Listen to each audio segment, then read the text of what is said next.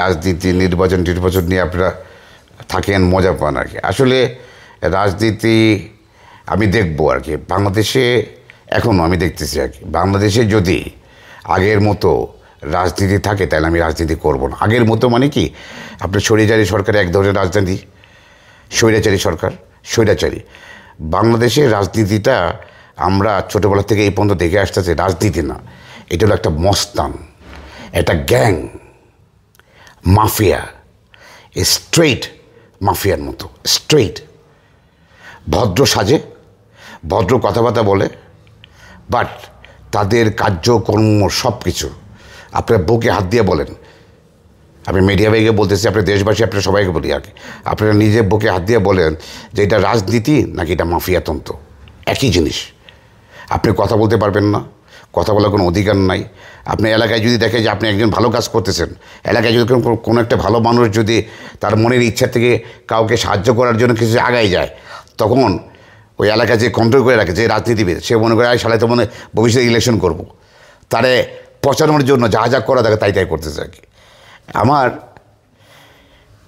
তার হিসেবে কাছে আমার অনুরোধ, বিএনপির উপরে যারা আছেন আপনাদের কাছে আমার অনুরোধ, দীপু ভূঁইয়া বলে যে সব কিছু নাকি তার পকেটে আর কি, আসলে তার পকেটে থাকতে পারে।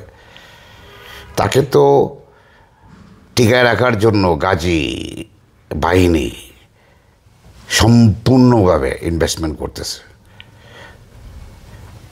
Very good.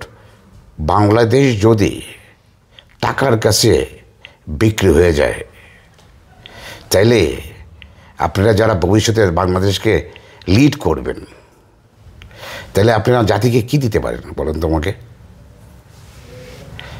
কি দিতে পারবে বলেন? আমি বাংলাদেশের এন্টায়ার বাংলাদেশের প্রশাসনের প্রতিটা ব্যক্তিকে আমি বলি, আমি যা বলতেছি আপনারা রূপগঞ্জে যান, আপনারা প্রতিটা জিনিস যাচাই করে দেখেন, তখন আপনি আমাকে কোশ্চেন করেন যদি আমার কোনো কথা মিথ্যা থাকে আর কি। আচ্ছা, এই যে বাড়িঘরে হামলার প্রতিবাদে আপনি একটি মামলা করছিলেন, এই মামলার আপডেট কি? বাড়িঘরের মামলা করেছি, যেটা তো বললাম যে আমি মামলা করেছি। আমি মামলায় অনেক লোকের নাম দিয়েছি যারা এই আক্রমণে আসছিল আর কি, যারা ওপেন গুলি করেছে। যেমন কি বলে আপনার নাম, শুটার রিয়াজ, শুটার মোহাম্মদ আলী, এগুলাকে আবার প্রশাসন এটা মজা পায় আর কি। মামলার একদিকে ধরে থানায়ও নিয়ে যান, আবার আরেকদিকে ছেড়ে দেয় টাকা দিয়ে আর কি। বাট আমার খুব স্ট্রংলি বিশ্বাস, আমার জীবনের বেশিরভাগ সময়টাই কিন্তু আমার সেনাবাহিনীর সাথে কাটে। আপনারা ভালো করে জানেন যে জলসিঁড়ি যেটা আছে আর কি, আমাদের জলসিঁড়ি যে প্রজেক্টটা, এটার সাথে কিন্তু আমি অনেকটাই আমার অবদান আছে আর কি। এটা আমি জনগণ সবাইকে বলি, জলসিঁড়ি যেটা আজকে আমাদের সেনাবাহিনী যে জলসিঁড়ি যে প্রজেক্টটা, এটার ভিতরে আমার অনেক অবদান আছে।